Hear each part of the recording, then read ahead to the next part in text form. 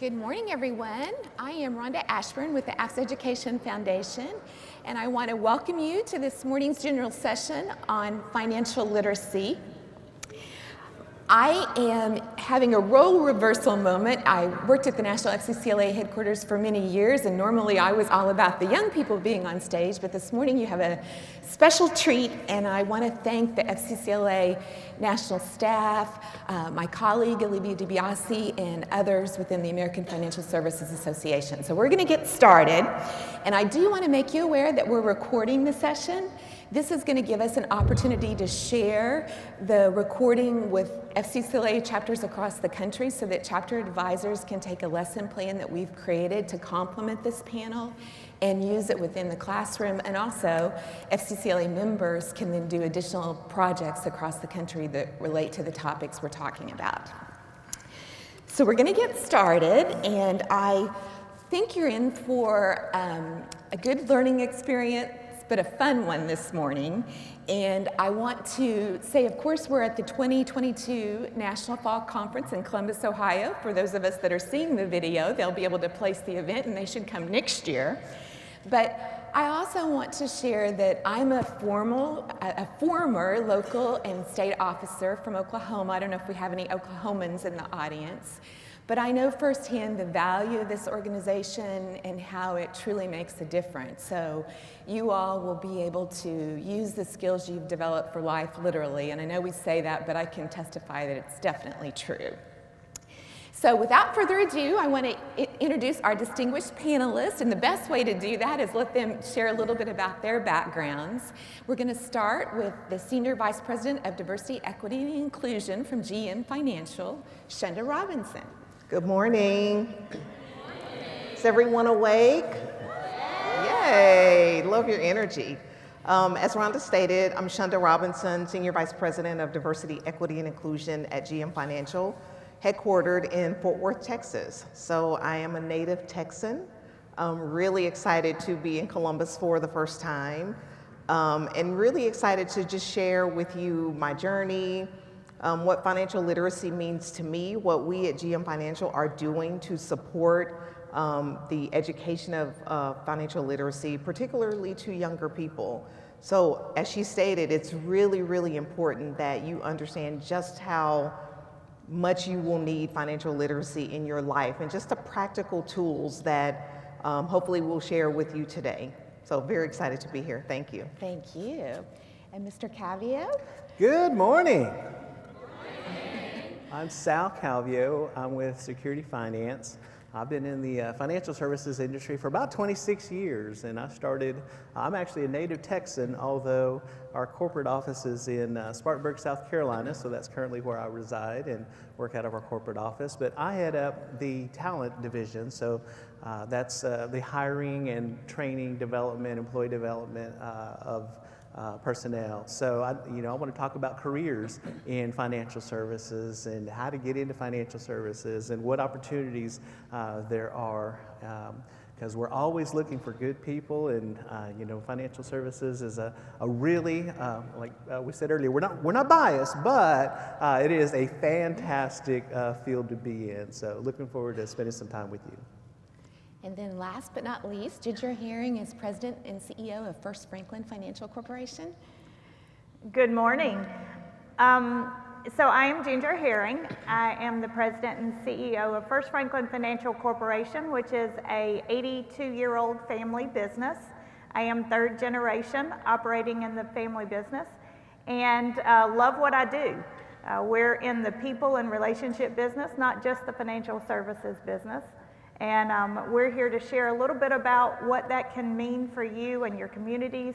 I know that you as an organization do a tremendous amount, and so we're not here to tell you what to do. We're here to say, how can we complement you from the financial services industry?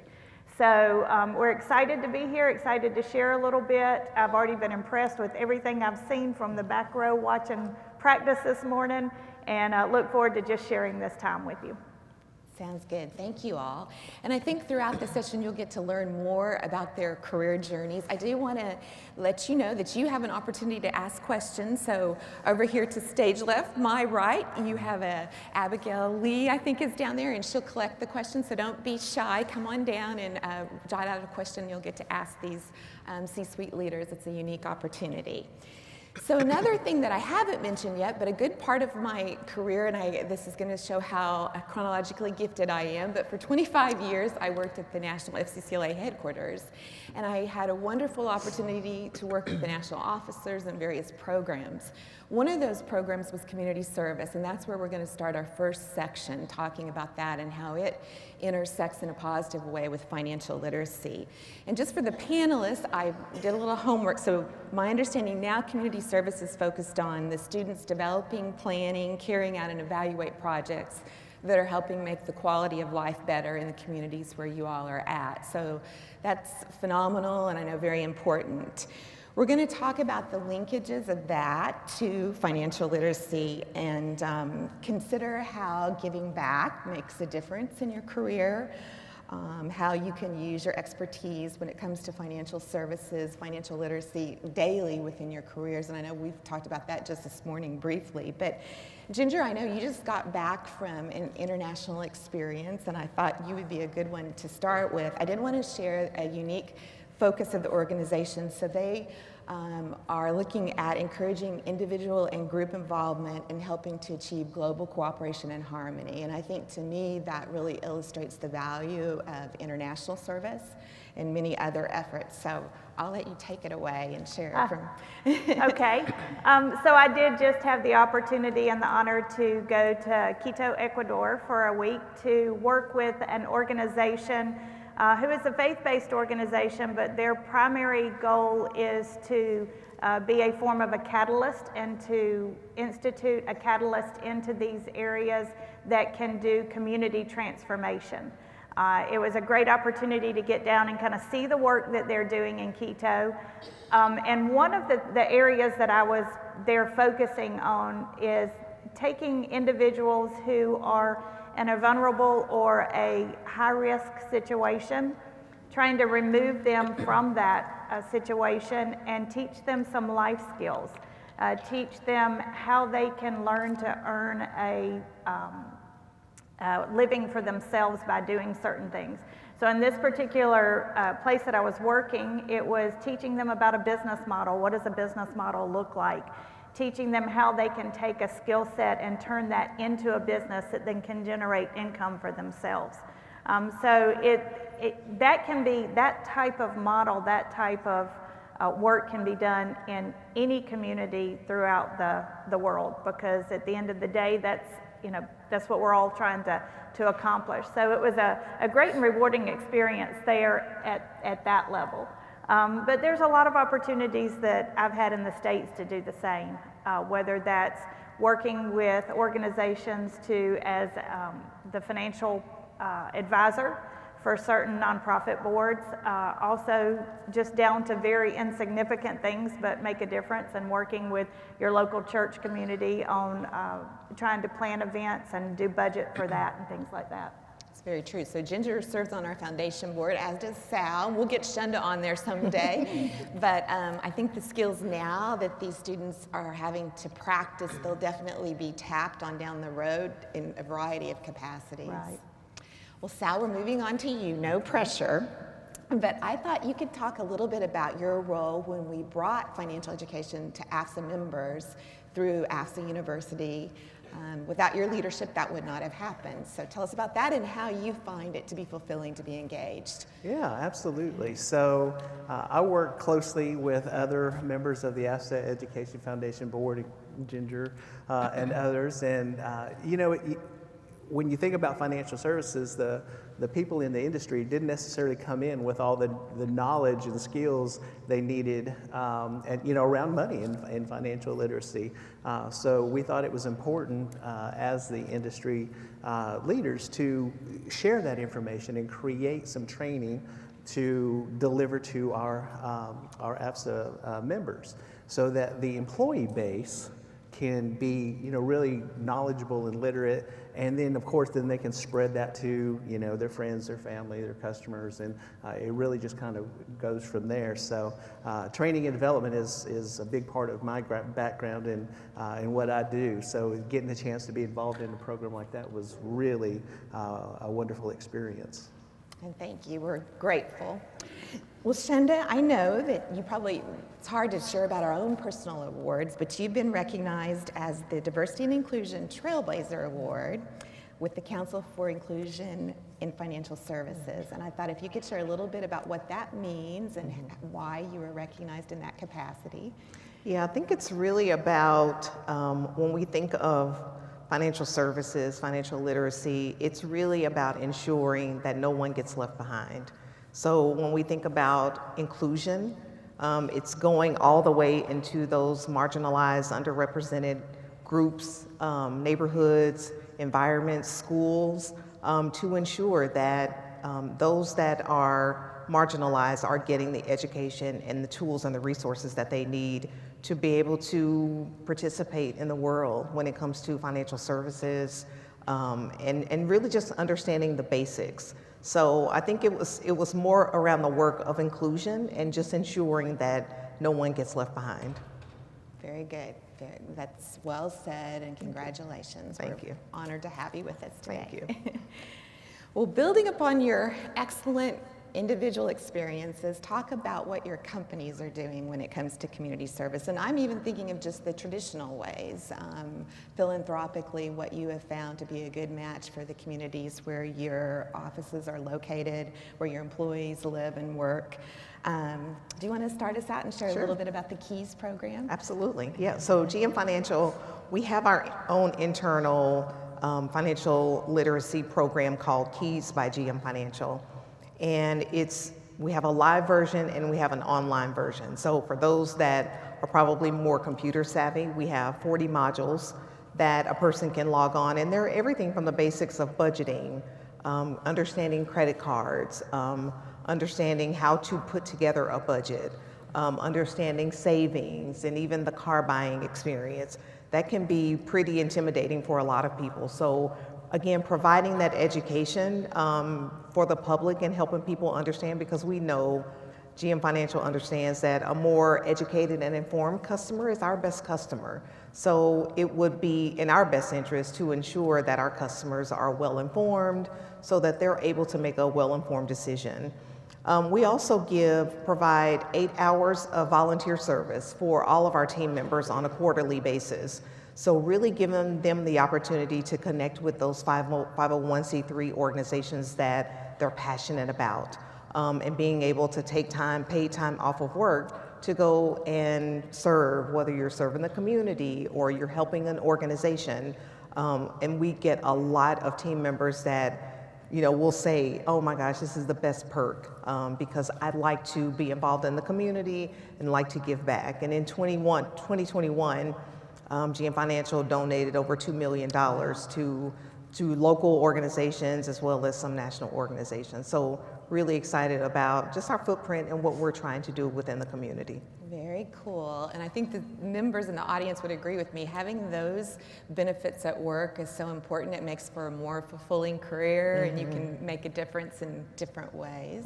So that's a tough act to follow, Sal. Tell us about some of the things that happen at security. All right. So we have an internal organization called the Lending Hand Foundation, where a portion of our profits are donated into the communities. And we do a lot of work with the Red Cross, with Children's Miracle Network. Those are probably the primary places where our resources go. But we do other things with March and Dimes and Meals on Wheels, and we donate a lot of equipment as well.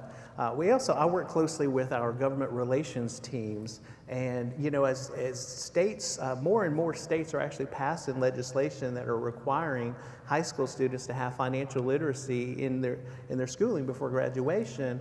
Our government relations team is working with the states, trying to figure out how we can help support that, whether it be be, recommending some of the AFSA courses or donating some financial resources or whatever we can do to help with that. We want to contribute in that way as well. That's a really good example. And the more people that are telling the financial literacy story, the better. I mean, there's just so much work to do. We see it every day. I'm sure you all see it in your communities, especially with the pandemic. It's been even more evident. Ginger, moving on to you here. I know that one of the mottos for the company, and hopefully I'm getting this right, but it's friendly Franklin folks, That's right? correct. So could you talk a little bit about your culture and how you recognize employees and serve in the different areas where the company is located? Sure. So being a family-owned business, we have a little bit of an advantage in that our culture is pretty much created from the philosophy of our family. And that does entitle to a large degree giving back to the communities in which we're honored to be able to serve in. So we basically have 4 levels in which we encourage and support. One is certainly at our corporate level, and we have, as Sal mentioned with security, we have a part of our profit that goes into a pool, and we operate in 9 states right now, and so that pool is divided among the 9 states. And each of our employees are allowed to submit nominations for where that money gets distributed to. We try to keep it to where the amount that is given is a significant amount so it can really have an impact. But there's a committee then that chooses from each state what organizations that donation goes to. The next level down, of course, it is our regional level. And in our regions, we do things like partner with radio stations to give away turkeys at Thanksgiving and just different things like that. We've had state-to-state organizations where we go around and pull everybody in the state together or the regions together to do a walk for March of Dimes or for any number of different organizations. And we've had a lot of fun doing that. I did my first color run that way, and I also did my first quarry run, which I don't recommend doing that. It was at dark from 9 o'clock at 9 o'clock at night. It was not a good thing, but anyway, got that done. And then we take it down to our branch level. We encourage our branches to take a calendar and look at it from month to month. What is something that you can do to impact your community each month?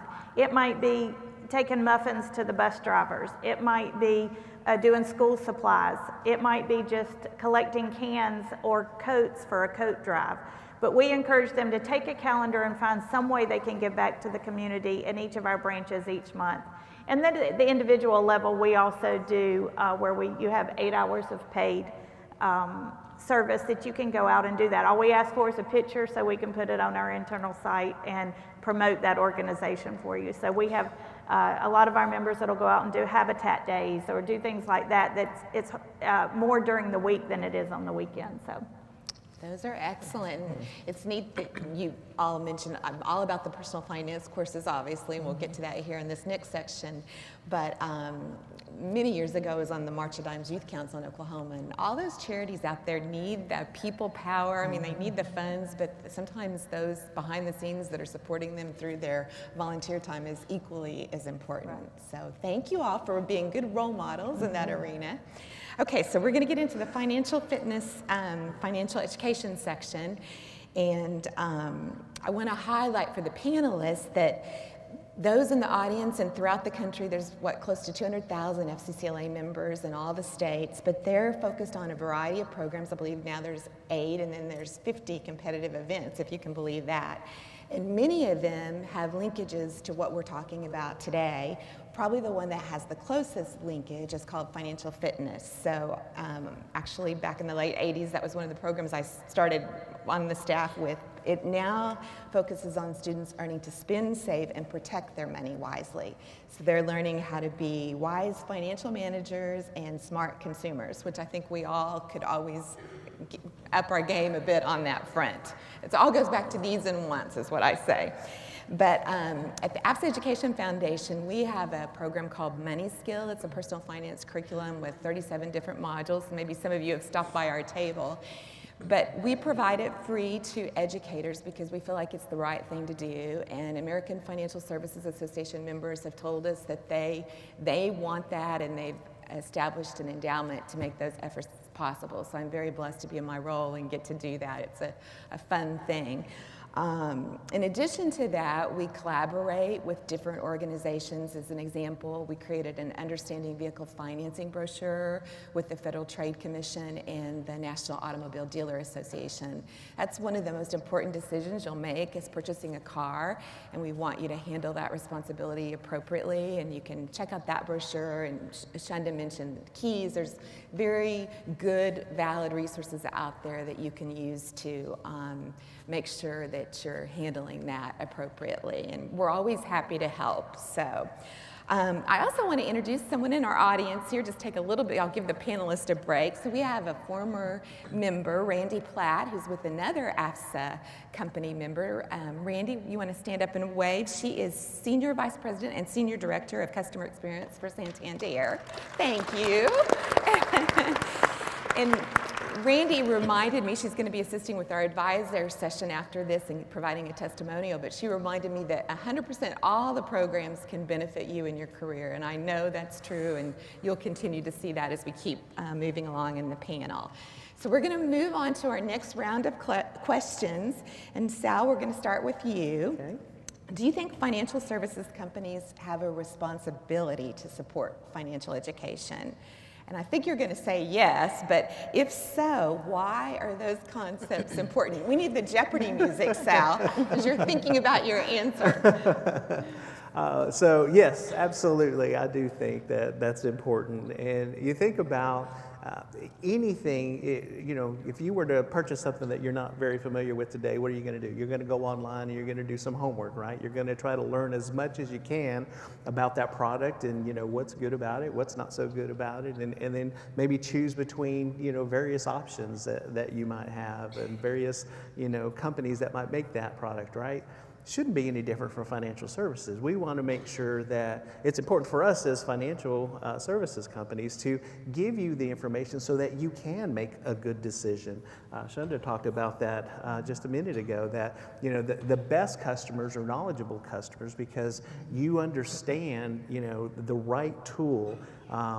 There's a lot of different products. When you think of financial services, you've got banking, you've got credit cards, you've got different loan companies of various sizes, mortgage, auto lenders. So there's so many different products out there, and you want to make sure that you're getting the product that makes sense for you and what your goals are. So it's important for us to help you, give you the information so that you can make a good financial decision that works best for what you're trying to accomplish. Perfect. You sound like a dad there almost, Sal. I think he's given that speech before to his kiddos. Okay, Shonda, there's hundreds of American Financial Services Association members out there, and you all are representing those well today. But talk about how you see them demonstrating support for MoneySkill and other resources. I'll give a plug here, it's moneyskill.org, not that I'm partial. But I know with Keys, that's been a long-standing effort, and I think for the students it would be helpful to hear, why did GM Financial place a priority on that? Because not all companies elect to do that. That's right, yeah. And it goes back to understanding as an organization the type of customer that you want and the type of customer that's sustainable. So when you think about having an educated, informed customer, those customers are more apt to continue doing business with you because not only are you as an organization helping them and informing them about whether it's their interest rate or the terms of their loan or the type of loan that they get, these are the customers that will come back because they won't feel like they've been preyed upon, but instead that they've been supported in doing business with that organization. So absolutely, I can't echo enough that the onus is really on the organizations to really take a stance in how we educate the public and really helping them understand. People, I remember, growing up and hearing companies thinking around this line of thinking of, oh, we don't want to give away the secrets. And it's like, there are no secrets. When a customer wins, the organization, the company wins, and vice versa. So it is our responsibility, absolutely, to help our customers, inform them so that they can go to bed at night knowing that they made the best decision for themselves and not a company making the decision for them. Well said. And I think one of the things that attracted me to the AFSA culture is it's very family oriented. So at the meetings, they're competitors, yes, but it's a family environment. They collaborate as they are here today, and they truly care about the customer. They want to do the right thing for the customer, and of course, they're supporting, their actions show that they care about financial education, and that's, music to my ears. So, Ginger, we're going to move on to you and switch it up a little bit here because I want the students to understand that whether they're a secretary treasurer from, like my chapter was the Chisholm FHA back in the day, it was a long time ago, but I want them to see that some of the experiences they're having now, they'll be able to apply on down the road. And I know you serve as our board secretary treasurer and you've been chairperson as a result of your leadership. We have an endowment for the foundation. Help the students know or understand better why this work is important, why, obviously it's making a difference, but how it's going to help them as they get into their career someday and are in our shoes up on stage. Well, I will say that one of the things that I have seen very evident in the short time that I've been here is the promotion of leadership. And how that will be a vital role, whether it's standing up for what you believe in now or for what you do down the road, that's a significant character trait that I love seeing happen here. I love seeing that no matter what you do, whether you're serving in a leadership role or you're here as a participant, everything that you learn and everything that this organization is teaching you will be applied, and no matter what would love to see you in financial services, but it can be applied in any avenue in which you move toward. Some of the things that I also see that are done through this organization that I think are vital and are missing in a lot of the workforce today, and that is critical thinking skills and in interpersonal relationships. And everyone that I've met here today has looked me in the eye and shook my hand. That doesn't happen everywhere, and that's significant and important. So there are so many things that this organization is providing you through leadership, through critical thinking, through just putting you in a position to where you can move yourself forward that I'm very commendable to, even outside of the financial services area. Well, thank you. I think the students, that's probably music to your ears, and it speaks to what you've learned through the organization and how you apply it. So it's really all about you, and we're so thankful that you are good representatives of FCCLA.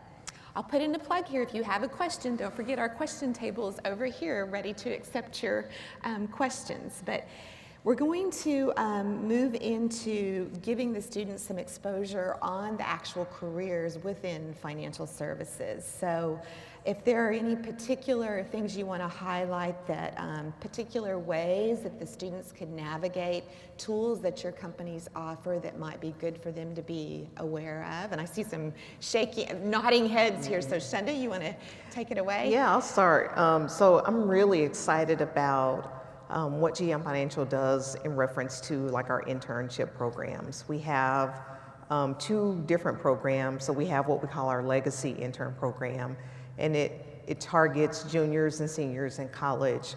And it really gives them an opportunity to come in and connect with a particular team. And you're actually doing work for 10 weeks over the summer. So it could be with accounting, or it could be with the sales team, or the credit team, or legal. I mean, when you think of a corporation, GM Financial is a typical corporation. So it's not just about finance jobs. There's human resources, there's marketing, diversity, equity, and inclusion, my team. So there's a number of opportunities that exist within the company. And then we also have what my team oversees it's a sophomore leadership intern program, and it's targeted for historically Black colleges and universities. So again, really wanting to focus on more underrepresented, marginalized groups. And we're going into our 3rd year next summer, and really excited again. So it's an 8-week program, and it really was created to create a feeder pool into the legacy program, but really starting at that sophomore level, because typical sophomore college students haven't declared a major. They're kind of still thinking about what they want to do. So hopefully they come into GM Financial and get an idea connecting with different teams. And this is more of the job rotation program. So they rotate amongst different teams over an 8-week period, giving them kind of this global look at what the organization does. And so really, really proud of what we're doing and how we're investing in the lives of students. That's super cool, and it's very comprehensive. I don't think I actually would have ever had the opportunity to work in Washington, D.C. and stay there had I not had an internship with the Oklahoma congressman in college. You know, it just led to where I am today. So you never know how taking advantages of some of the opportunities you're given, where that's going to lead you, and they can be very instrumental in your happiness in life. So, Mr. Cavio, I'm going to get a tough one for you. No, I'm just teasing. But I think I mentioned that this is a career and technical student organization, FCCLA is. So what are some of the ways that you can help the students connect to, they have a program called Career Connection. So, and they're also involved in STAR events, so that's the acronym Students Taking Action with Recognition, one of those being career investigation.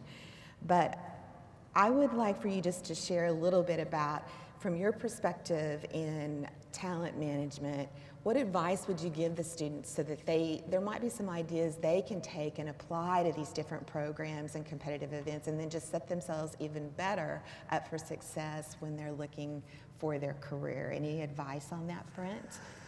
Yeah, so, you know, Shunda talked about it just a minute ago. There are a lot of opportunities in financial services. So, you know, when you think about a bank or a credit union or whatever financial services means to you when you hear that term, you probably think of the customer-facing, the forward-facing part of it. But behind the scenes, there's so much else that goes on. In fact, just a small portion of our employee base actually is the customer-facing group, and everybody else is kind of behind the scenes. But you know, you need IT departments to create and program everything so that everything is secure and efficient and works like it's supposed to. You need logistics people to scout locations for those financial services companies that have brick and mortar facilities. There's so much that goes into, you know, preparing a brick and mortar facility with the furniture and the leases and, you know, all those things. You have a legal department, obviously, that is going to, you know, kind of help you across the board with you know, different regulations and things of that nature. You've got marketing, you've got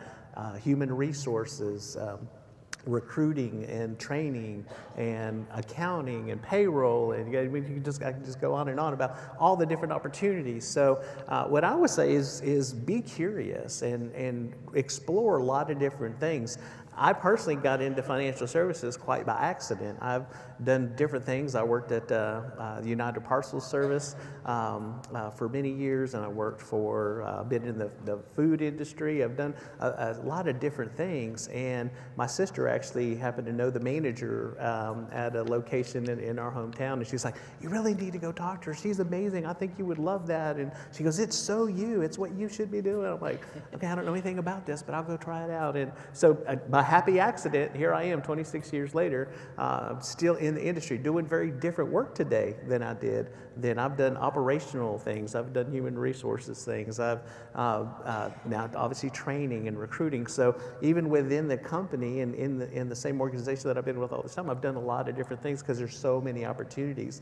And none of it was planned. It was, you know, I built some skills in certain areas, and that transferred to something else.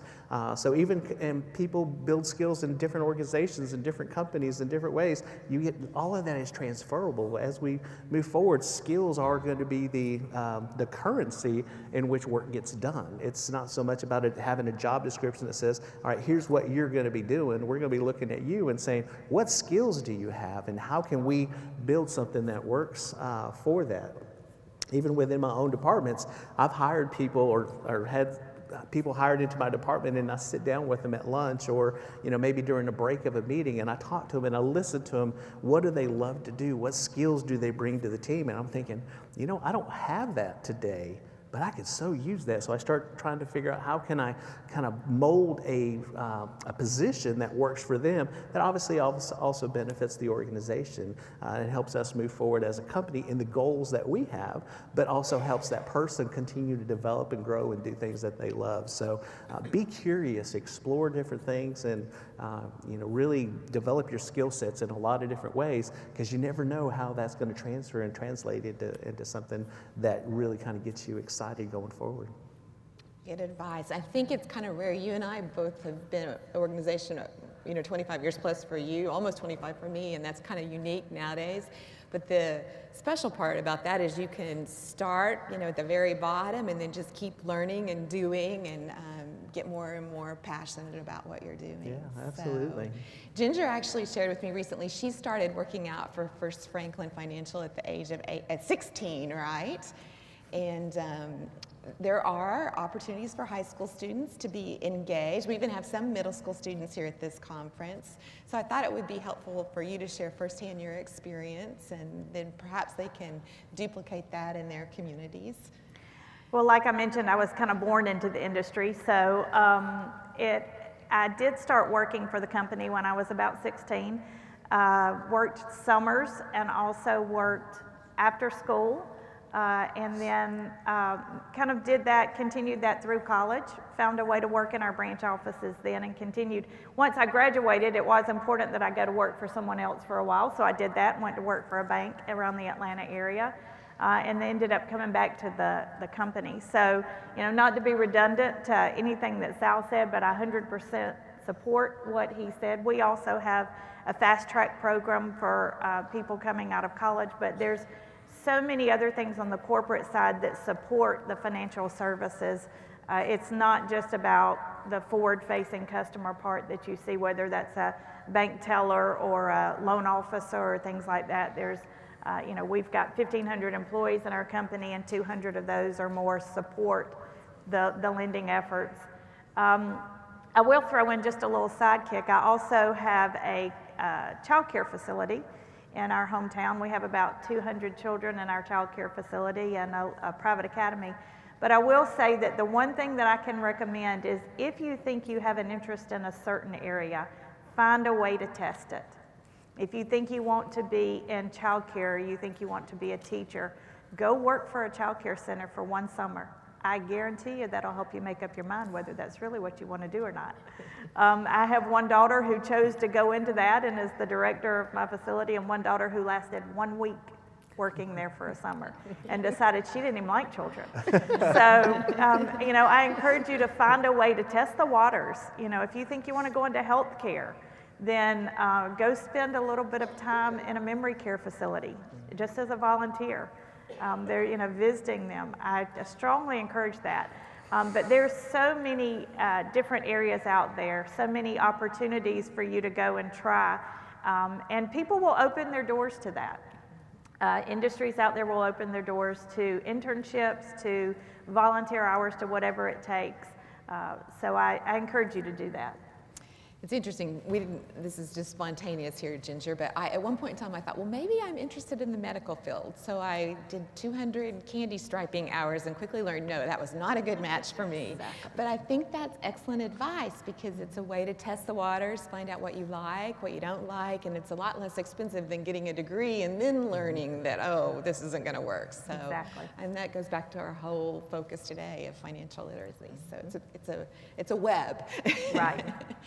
Well, Shonda, one of my favorite commercials GM does on the different careers within your company, and it just shows, I'm ready to sign up after watching that sometimes. So I thought it's very competitive, and I know I'm partial, but these students are really sharp young people, and everybody wants them type thing. So I thought maybe you could share how they can get engaged, and how you would recommend that they connect with these companies so that they're not misled, but that they end up in the right place at the right time. And I know, based upon all your history, you're the right person to ask that question. So I love what Ginger said about testing the waters. And I'll take it a step further.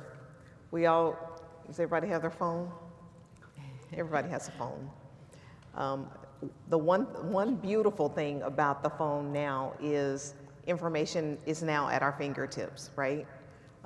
If you want to know about a company, do your research on the company and see what they're doing. Most companies have their on their website what they do internally and externally. When you're looking for a job, we encourage candidates to do your due diligence to see what not only employees but also former employees that used to work for the company, what they're saying about the company. But there's so much information out there on how companies give back, how they are a support in the community, and what people's experience are with the company. And I just encourage you to do your homework, because companies will say one thing, but really when you peel back the layers and pull back the curtains, it looks totally different. So connecting with the company via commercial, which commercials are great, they are targeted for one thing, right, to sell. But take it a step further and go to their website and see, look at their leadership profiles, look at how they donate their money from philanthropic efforts, see what organizations they're connected with, see what they offer their team members. There's a number of things. They have reports that they release on their, whether it's community investment. I know we have a diversity report that we release every year. There's a lot of information out there, and companies want you to know. They want to share a lot of the great things that they're doing, and they put the information out there. And so it's really up to people to go out there and find it. And I'm really proud of, we have a lot of team members that will join us and say, I joined GM Financial because I saw your picture. And that means a lot, because representation matters. If you want to be a leader in an organization and you want to grow your career, look on their website and see if they have anybody that looks like you.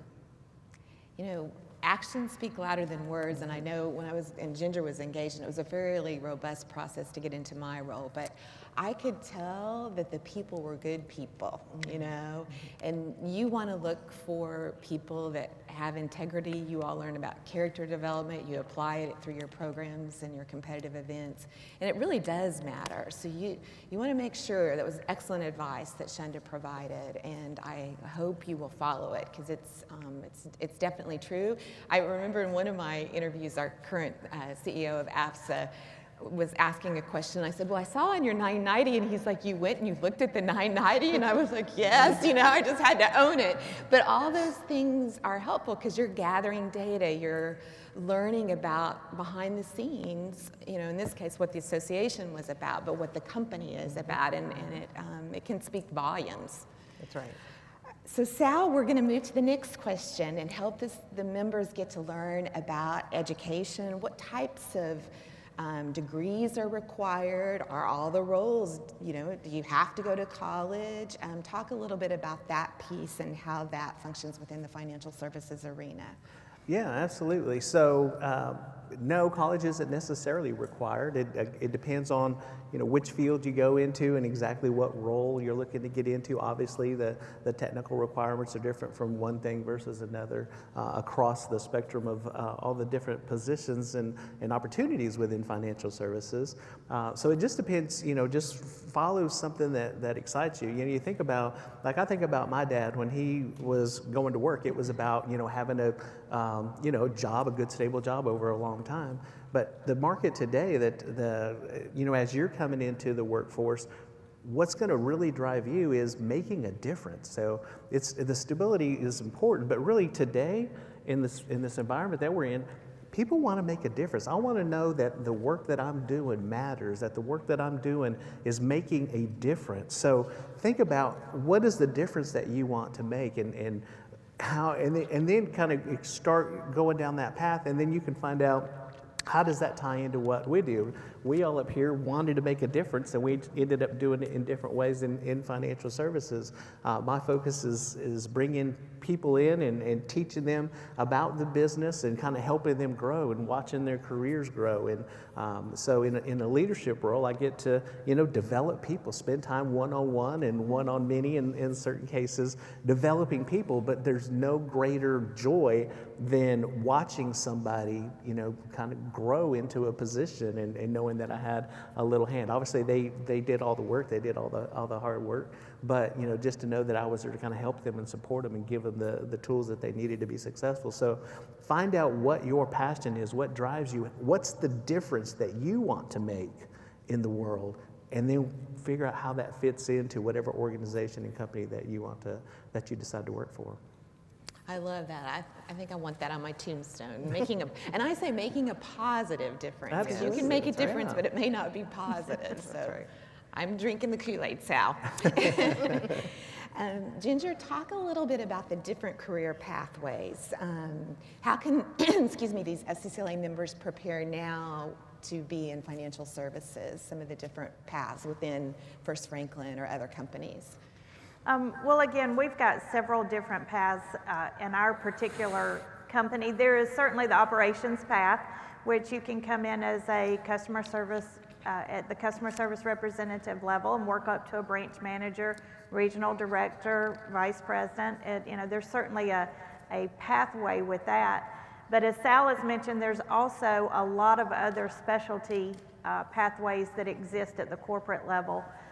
And that's even gotten more and more specialized. We are almost generating departments each week that we didn't have last week, whether it's because of technology or because of need. We have a internal communications department now that's just fairly new. 5 years ago, it was our digital marketing that we were really hyping up and new positions were created in. Data analytics is part of financial services that's playing a huge role right now. In the way that decisions are made and things like that. So there are a lot of specialty areas that are coming up within the financial services areas that aren't the typical ones that you think. Like I mentioned before, any preparation that you can do to try to hone in your skill set on what you feel like you want to do or where your passions are, follow that passion.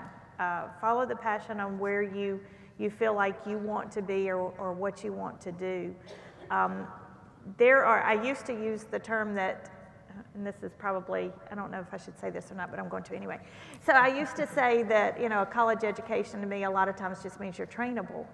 And I don't mean that to discredit the college education at all, but it shows that you have discipline. It shows that you have the ability to set goals and achieve them. So it's way more about some things like that are underlying factors that a college education means, more so than it is whether you graduate.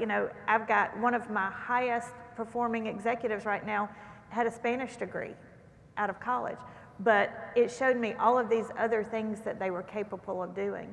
So a lot of it has to do with those underlying factors in the growth and the position that you can prepare yourself for. But determination, goal setting, being able to achieve something, the extracurricular ways that you give back throughout your educational career, whether that's in middle school, high school, college, all of that does make a difference. And it certainly makes a difference in the success that you have in your career, no matter what path that is. Excellent, I agree with you. And I think we've got some audience questions, so thank you all for submitting. Hopefully they're not too tough. We will see. Thank you so much, we appreciate it. Okay, we've got our first one on top here. How did you get into this field? Is it what you always planned to do? What's your favorite part of your job? Shunda, you want to start? So going back to something that I believe Ginger mentioned earlier about interpersonal relationships. So at my last company, I became close with the head of HR.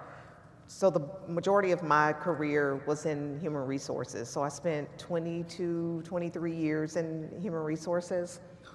And I learned that he was leaving to go to GM Financial. And I simply said, if you're leaving, take me with you. And he took that to heart. And about maybe 4 or 5 months later, he created this position for me. So he knew that GM Financial would have a need for diversity and inclusion at the time. And it was nothing, so they had nothing, and brought me in to create the function, create the role. I had no experience other than 40 plus years as an African American woman, and I said, I can bring that to the table. And they were like, great, you're hired. And it's been 7 great years. So I've been there for almost 7.5 years. And I think my favorite part is going back to what we've all said, is when someone says to me, seeing you gives me hope that I can grow my career here, that there's a place here for me. So hearing that someone believes that they matter and what they do matters, and that they are seen and they are heard and they are valued. So it's really about making a difference. And respect, Yeah. Yes, right? absolutely. That's a great story. Yeah. It reminds me, personally, excuse me, had my mom not been at a reception and seen this Oklahoma congressman, life may have turned out a lot differently. So you just never know the people you meet along the way, how they're going to impact your career, your family life, and your community life, really. That's right. So that was a cool story, Shunda. Thank you. Okay, Sal, this is a really good one. So listen up here. It comes in 2 parts. So, and we're running out here. So, a common misconception about finance jobs is that it's very harsh and competitive. Is this accurate? And if so, how do you excel? What's your biggest piece of advice for members considering the finance field? All right. So it is competitive. You mentioned that earlier. Absolutely, we all compete with each other, and the market is very limited. You only have a certain amount of people in your market that you can work with. But while it is competitive, I wouldn't say it was harsh. I mean, we have great relationships with many leaders and employees from other companies and other organizations that are similar and even very dissimilar to the type of product that we offer at the company that I work in. I think at the end of the day, we're all trying to do right by the consumer. At my company, we have a decision-making process that we teach from day one as you come in as whatever your entry-level position is, and we call it RC squared. And what that means is when you're making a decision, you may not, we have obviously operations, policies, manuals, and different things of that nature, but not everything's in the manual, right? So how do I know if I'm doing the right thing or not? Well, RC squared. First of all, you ask yourself a question: is it right for the customer? If the answer is yes, then you ask yourself the second question: is it right for the company? If the answer to both of those is yes, then you're making the right decision to move forward with whatever it is you're looking to do. But if the answer to the first question is no, it's not right for the customer, well, you stop right there. We're not going to do it. So it's very important that you're doing right by the customer, and making sure that and it's hard sometimes. We actually do personal loans, and it's hard to say no sometimes. Somebody comes to you and it's like, I really need this money for this, that, or the other, but it doesn't make sense to put you further into debt, and ultimately it's a bad decision, and I can't contribute to that as the lender. So it's important to do right by people. So I would say yes, definitely competitive, and as far as how did I kind of help with my skills and things? It's just by being curious. I started out as an operator, as an entry-level customer service representative, actually, in a small town in West Texas. And shortly, I got the opportunity to promote and have my own branch. And I was a branch manager, and I managed a few different branches. And then they gave me the opportunity to do something else. I was like a district manager. Okay, I'll do that. Sure, that looks like fun. And so then I got into training, and then I got into HR. So just kind of my career morphed as I made myself available. So I would definitely say that. When you get into something, make yourself available to other things. So I had a lot of different opportunities and experiences because I was available. If something came up, I raised my hand and said, I'll do it, I'll try that. Well, we didn't have a training department, when I started with the company, and they created it. I was like, ooh, that looks like fun. Yeah, I'm in, I'll do that. You got to be willing, right? and you won't know that, especially as you see me here. I'm extremely introverted, so for me to do this is quite different than my everyday life. So. All right, very good. Well, Ginger, this is our last question. What is one piece of career advice that you wish someone would have told you in high school? Boy, you leave the tough one for me. I'm sorry. I thought it was good, though. I mean, just if we could think of just one thing. Okay, so let me look at it as life advice as opposed to career advice, and it was advice that was given to me, and that is decide who you are, because if you don't, the world will decide for you. And I strongly believe that, whether that's in deciding the career that you're going to take or the path that you're going to follow or the friends that you hang out with, just decide who you want to be. And then there's no ceiling to where you can go and what you can do. And do what you're passionate. Follow your passion. It's not always about the money. It's not always about what you can do. It's where you can make an impact, where you can be happy, where you can find joy in what you do every day. And I strongly, strongly encourage that, because there are a ton of opportunities out there. Don't limit yourself to what those opportunities are.